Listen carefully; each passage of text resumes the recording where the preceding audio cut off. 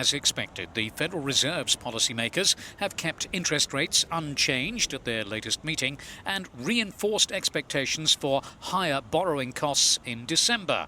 Chair Janet Yellen did say in September that a move before the end of the year was likely if unemployment and inflation continue to strengthen, which they have. The financial markets are betting on a rate hike in December, though the presidential election complicates things. We have to wait for the results of the election in that first instance, and of course we can't discount the election influence on Fed policy, even if the Fed would like to suggest that they are relatively apolitical.